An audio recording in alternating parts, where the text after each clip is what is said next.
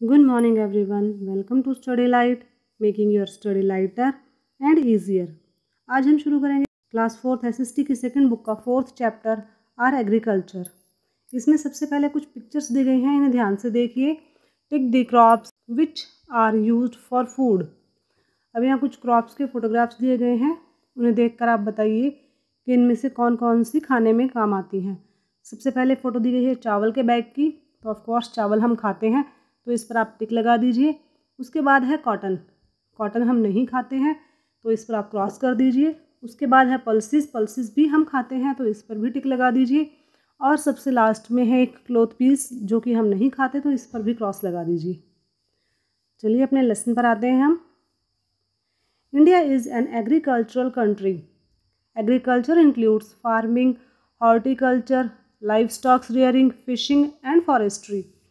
अब जैसा कि हम जानते हैं कि जो हमारा देश है वो एक एग्रीकल्चरल कंट्री है, यानी कि एक कृषि प्रधान देश है। यहाँ का जो मेन काम है वो कृषि करना ही है।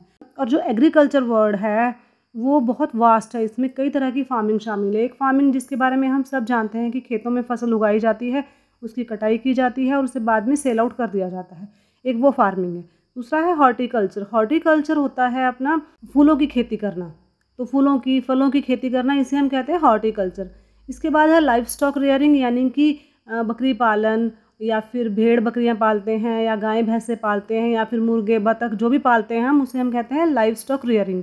इसके अलावा फिशिंग और फॉरेस्ट्री भी एग्रीकल्चर में ही शामिल है। जैसा कि हमने लास्ट चैप्टर में भी पढ़ा था कि जितने भी डैम्स के पीछे रिजर्वर्स हैं, यानी कि जो आर्टिफिशियल लेक्स हैं, वो फिशिंग के काम आती है।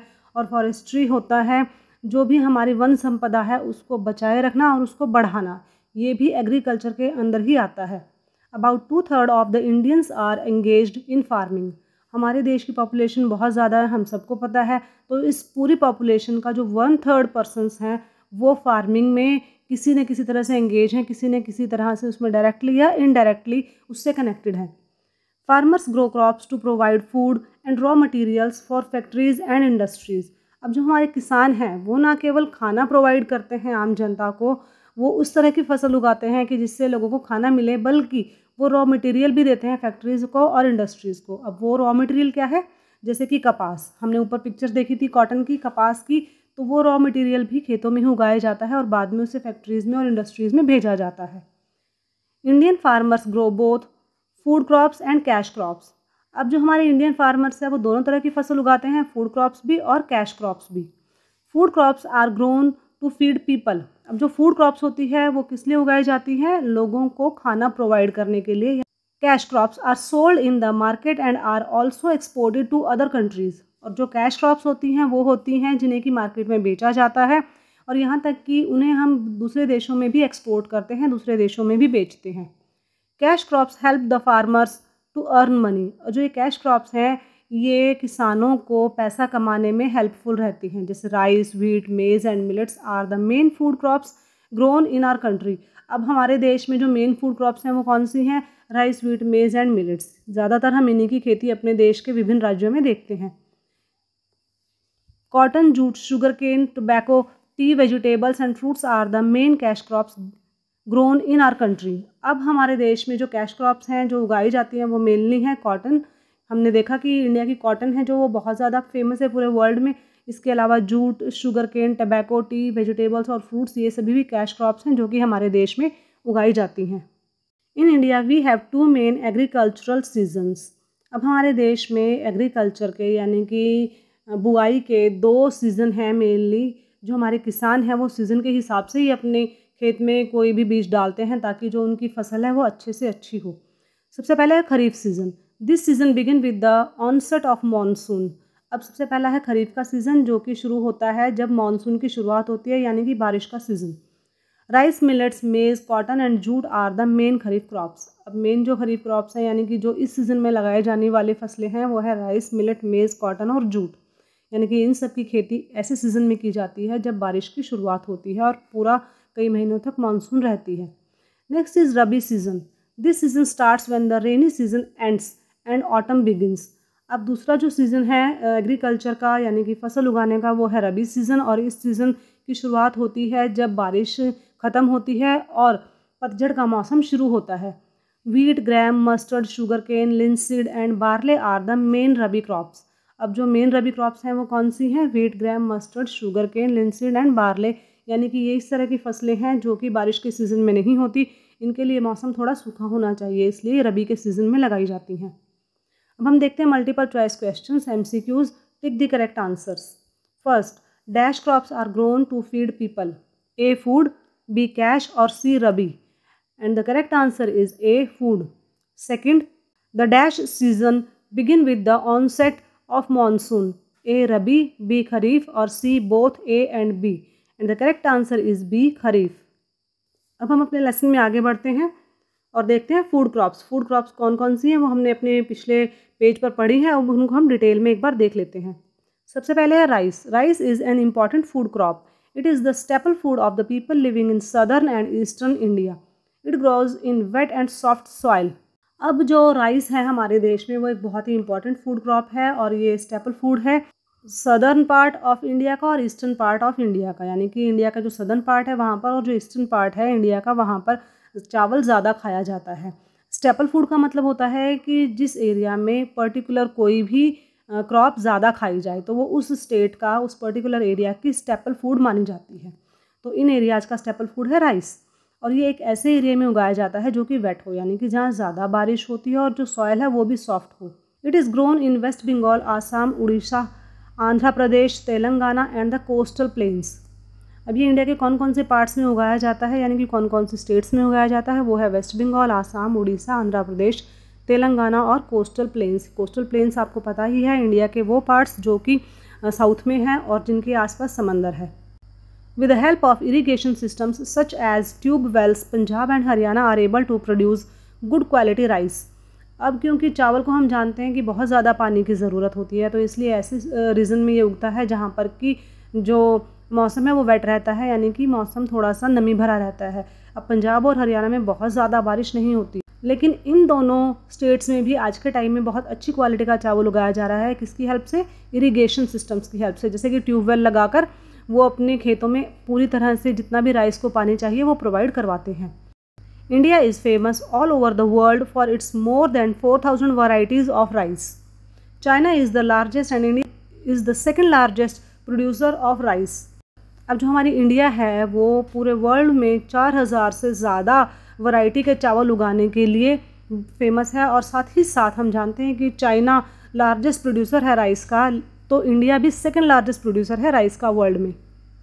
अब नेक्स्ट हमारी फूड क्रॉप्स आती है wheat. Wheat is another important food crop.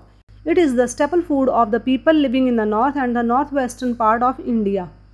अब जो व्हीट है हमारी वो भी एक बहुत ही इंपॉर्टेंट फूड क्रॉप है और ये जो इंडिया के नॉर्दर्न पार्ट है या फिर जो नॉर्थ वेस्टर्न पार्ट है इंडिया के, वहाँ की स्टेट्स में गेहूँ ज़्यादा खाया जाता है। It grows in cool and moist climate. अब जो गेहूँ है वो भी ऐसी स्टेट्स में उगता है जहाँ का जो क्लाइमेट है वो कूल है और मॉइस्ट है। It is a winter crop. अब हम जानते हैं कि जो कूल जो होगा टेम्परेचर या जो कूल क्लाइमेट होगा वो सर्दियों में ही होगा, तो इसलिए ये फसल सर्दियों में ही उगाई जाती है।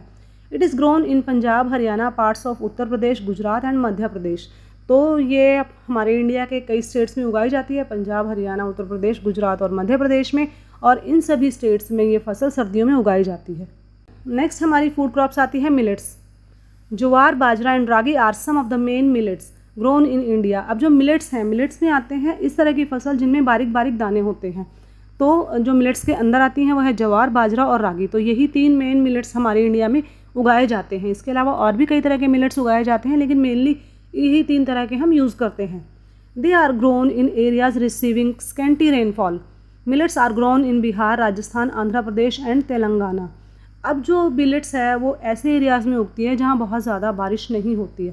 अब जैसे बिहार है या फिर राजस्थान है, राजस्थान का हमें पता है वहाँ बहुत ज़्यादा बारिश नहीं होती है। इसी तरह से आंध्र प्रदेश या फिर तेलंगाना, तो इस तरह के इलाके जहाँ पर कम बारिश भी होती है वहाँ पर भी ये फसल सर्वाइव कर जाती है, उग जाती है।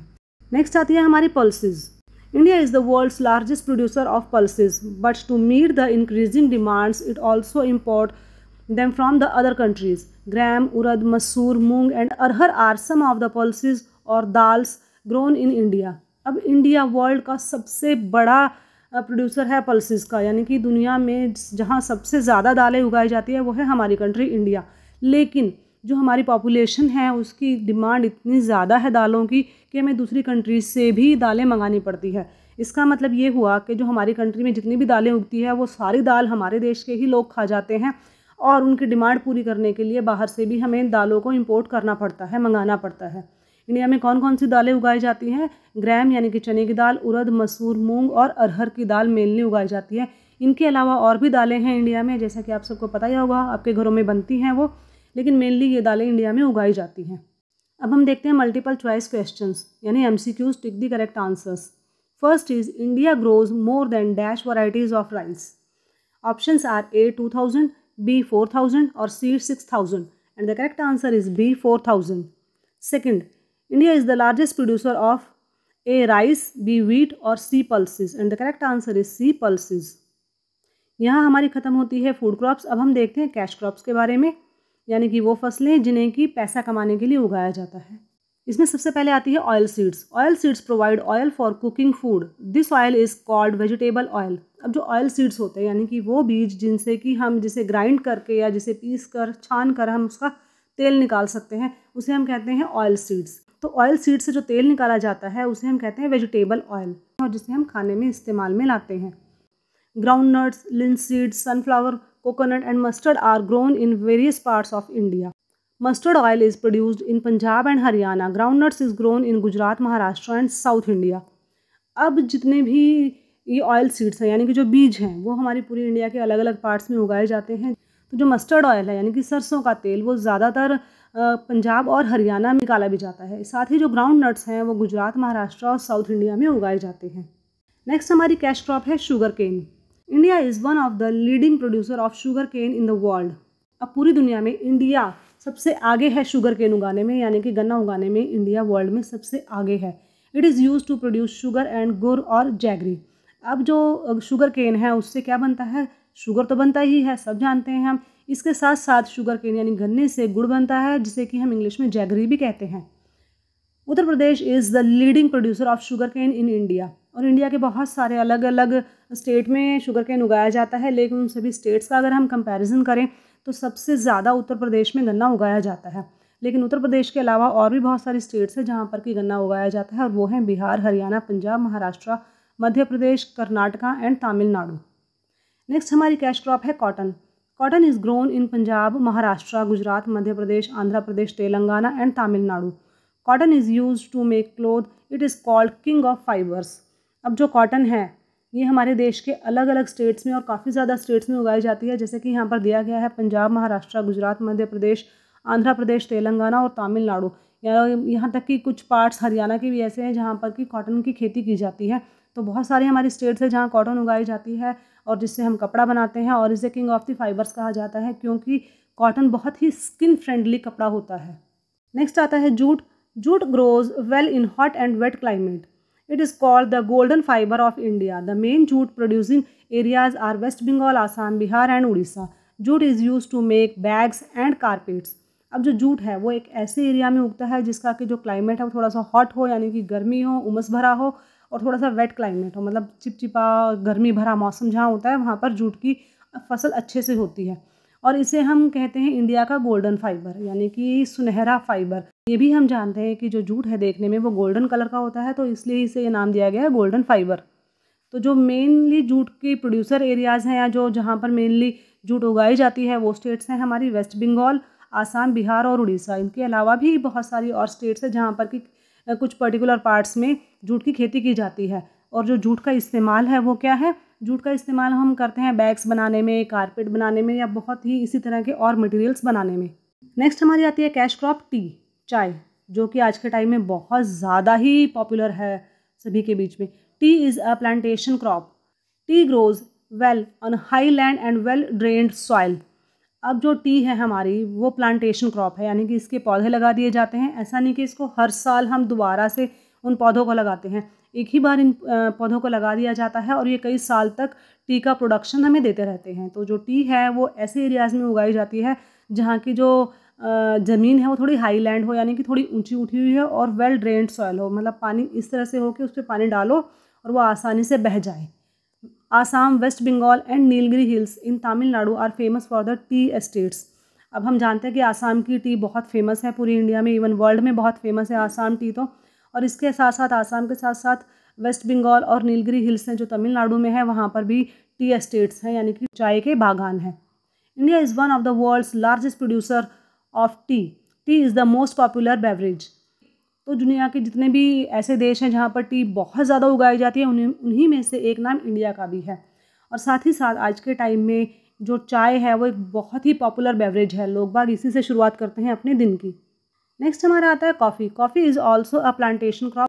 Coffee and cocoa are grown in Kerala, Karnataka and Tamil Nadu. अब जो हम कॉफ़ी की बात करें तो कॉफ़ी भी एक प्लांटेशन क्रॉप है, यानी कि इसके भी पेड़ को लगा दिया जाता है, कॉफ़ी ट्री लगा दी जाती है और वो भी हर साल अपना फसल देता रहता है। जो कॉफ़ी है या जो कोकोआ है वो हमारे केरला में, कर्नाटका में और तमिलनाडु में उगाए जाते हैं। हम जानते हैं कॉफ़ी के और कोकोआ के बीज होते हैं, उनको भूनकर और पीस कर कॉफ़ी बनाई जाती है। नेक्स्ट है हमारा spices. India is known as the land of spices. They add flavour to our food. अब हम जानते हैं कि जो हमारा देश है उसे कहा जाता है मसालों का देश, यानी कि मसालों की भूमि। ये नाम हमें बहुत पहले से मिला हुआ है, क्योंकि हमारे देश में जितने ज़्यादा मसाले खाए जाते हैं, मुझे नहीं लगता कि वर्ल्ड के किसी और कंट्री में इतने ज़्यादा मसालों का इस्तेमाल किया जाता है। और जो जितने भी हमारे मसाले हैं वो हमारे खाने में एक अलग ही फ्लेवर ऐड कर देते हैं और खाने को बहुत ज़्यादा ना केवल स्वादिष्ट बनाते हैं बल्कि उसे न्यूट्रिशियस भी बनाते हैं। The Malabar coast of Kerala and Karnataka are the main producers of spices. अब हम जानते हैं कि केरला के जो मसाले हैं ना केवल इंडिया में बल्कि पूरी दुनिया में फेमस हैं। तो जो मालाबार कोस्ट है केरला का और जो कर्नाटका के आसपास का जो एरिया है वहाँ पर मेनली इस तरह के मसाले उगाए जाते हैं। Black pepper, cardamom, cloves, chillies, ginger and turmeric are some of the popular spices grown here. यहाँ पर जो कुछ मेन नाम दिए गए हैं जो कि मेनली इंडिया में उगाए जाते हैं। अब हम देखते हैं multiple choice questions, MCQs, tick the correct answers. सबसे पहले है first, dash is called the golden fibre of India and the options are A sugar cane, B jute और C cotton and the correct answer is B jute. Second, India is one of the world's largest producers of dash, A tea, B coffee और C millets and the correct answer is A tea. अपने lesson पर वापस आते हैं। A large variety of vegetables and fruits is grown in India. India is the second largest producer of fruits and vegetables. अब हम जानते हैं कि इंडिया में बहुत बड़ी तादाद में फ्रूट्स और वेजिटेबल उगाए जाते हैं। हम जानते हैं कि इतने ज़्यादा खेत हैं हमारे पास वेजिटेबल्स के और फ्रूट्स के, बड़े बड़े बागान हैं। तो जो इंडिया है वर्ल्ड में सेकंड नंबर पर है फ्रूट्स और वेजिटेबल उगाने में। Since independence we have made a lot of progress in the field of agriculture. हम जानते हैं कि आज़ादी के बाद हमने जो एग्रीकल्चर है इसमें एक बहुत ही बड़ी प्रोग्रेस की है और कहा भी जाता है कि इंडिया में एकदम से तरक्की तब आई थी जब हमारे यहाँ हरित क्रांति आई थी। हरित क्रांति यानी कि इंडिया में इतना ज़्यादा फूड प्रोडक्शन हो गया था, इतना ज़्यादा सरप्लस हो गया था अनाज की, हमें बाहर के देशों में उसे बेचना पड़ा था। तो वो थी हमारे देश में हरित क्रांति आई थी उस वक्त, और उसके बाद से हमने फिर बहुत ज़्यादा अपनी फसलों पर ध्यान देना शुरू किया और हमारा जो एग्रीकल्चर है वो अब काफ़ी ज़्यादा प्रोग्रेस पर है।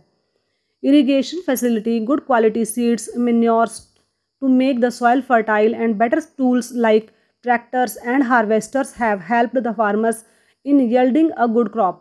अब जो ये हरित क्रांति आई या फिर जो हमारा जो एग्रीकल्चर है उसमें इतनी ज़्यादा प्रोग्रेस हुई, वो किस वजह से हुई?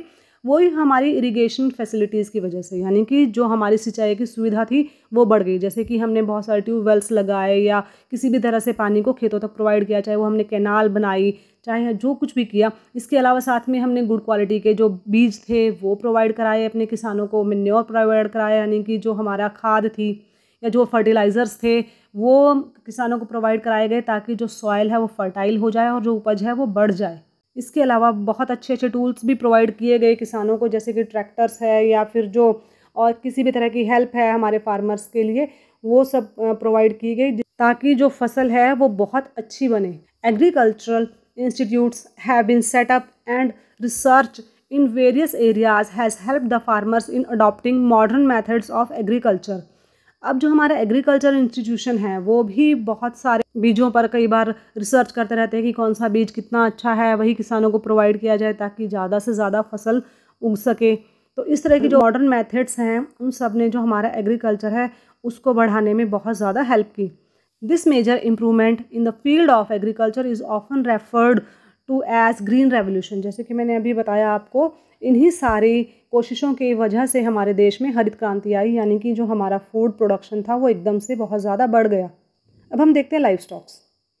Cattle are the animals which are kept in farms for their milk and flesh. Cows, buffaloes, goats, and camels give milk. They are called milch cattle.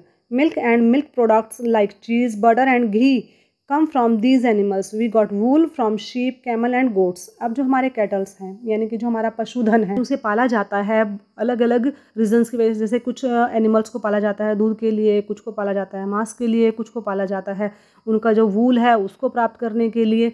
तो इन अलग अलग चीज़ों को पाने के लिए अलग अलग तरीके के जो जानवर हैं वो पाले जाते हैं।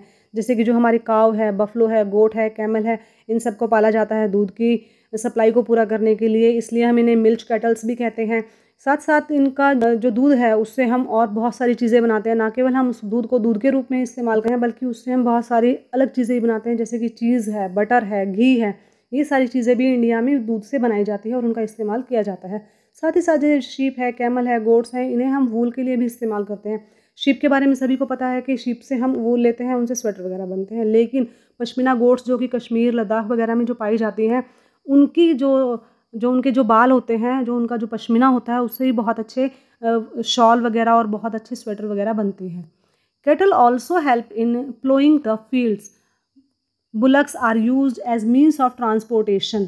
अब जो हमारे जो कैटल्स हैं, जो हमारे जो पशुधन है, वो ना केवल कि दूध वगैरह के हमारे काम आते हैं बल्कि अपने खेतों में इनका इस्तेमाल भी करते हैं। जैसे ऑक्स होता है, ऑक्स को हम खेतों में हल में जोतकर भी उसका इस्तेमाल करते हैं। और जो बुलक्स हैं उनको हम as a means of transport भी इस्तेमाल में लाते हैं, यानी कि जो हमारी बुलक कार्ट्स हैं वो ट्रांसपोर्ट का ही एक साधन है। Cattle waste is use as manure and also to produce biogas. जो कैटल वेस्ट है यानी कि जो गोबर है उसका इस्तेमाल भी मेन्योर के रूप में यानी कि खाद के रूप में इस्तेमाल उसका किया जाता है और साथ ही साथ उससे बायोगैस भी बनाई जाती है। एक बहुत बड़े एरिया में सारे गोबर को इकट्ठा कर दिया जाता है, उसके ऊपर एक ब्लैक कलर की शीट से उसको ढक दिया जाता है और वो कई महीनों तक सड़ता रहता है और उसके जो गैस होती है उसे हम कहते हैं बायोगैस, जिसका कि इस्तेमाल बाद में फैक्ट्रीज वगैरह में किया जाता है। The skin of various animals is use to make leather goods. अब बहुत बार हम देखते हैं कोई लेदर जैकेट है, लेदर पर्स है या लेदर बेल्ट है, तो वो लेदर होता है किस चीज़ का है, लेदर शूज़ पहनते हैं। तो ये सारा लेदर होता है एनिमल्स की स्किन से मिलता है हमें। जब जो एनिमल्स हैं वो मर जाते हैं तो उनकी स्किन को निकाल लिया जाता है और उस स्किन को लेदर गुड्स बनाने के लिए यानी कि लेदर का सामान बनाने के लिए इस्तेमाल में लाया जाता है। Nowadays, cattle are given good quality diet and a special medical attention. अब आज के टाइम में जैसे कि पहले ज़माना था, बहुत ज़्यादा जानवरों को ध्यान में नहीं रखा जाता था और बहुत ज़्यादा उनको मेडिकल सुविधाएं भी नहीं दी जाती थी, उनको बस खेतों में छोड़ दिया जाता था चरने के लिए। लेकिन आज के टाइम में उनकी डाइट का बहुत ज़्यादा ख्याल रखा जाता है। अगर वो बीमार हो जाए तो उन्हें बहुत जल्दी मेडिकल अटेंशन भी दी जाती है। Operation flood helped in increasing the production of milk and income of the farmers. तो ऑपरेशन फ्लड एक चलाया गया हमारी सरकार के द्वारा, जिसने बहुत ज़्यादा हेल्प की किसको बढ़ाने में, मिल्क के प्रोडक्शन को बढ़ाने में, और इससे जो हमारे फार्मर्स हैं उनकी इनकम में भी काफ़ी ज़्यादा इजाफा हुआ। The white revolution has not only increased the quantity of milk production but made India a world leader in milk production. अब जो वाइट रेवोल्यूशन हुआ यानी कि इतना ज़्यादा इंडिया में दूध प्रोड्यूस किया गया, इतना मतलब दूध बना इंडिया में कि जो इंडिया है हमारा वर्ल्ड का जो लीडर बन गया मिल्क प्रोडक्शन में। यानी कि दुनिया में सबसे ज़्यादा दूध कहाँ होता है, इंडिया में होता है। यानी कि जो हमारी क्वालिटी ऑफ कैटल्स है वो इतनी अच्छी है कि वो इतना ज़्यादा दूध प्रोड्यूस करते हैं कि हम वर्ल्ड के चैम्पियन बन गए हैं, वर्ल्ड में नंबर 1 बन गए हम दूध की प्रोडक्शन में। इसके साथ ही हमारा आज का ये चैप्टर खत्म होता है। नेक्स्ट वीडियो में हम करेंगे इसी चैप्टर की back exercise. Till then take care and thanks for watching my video.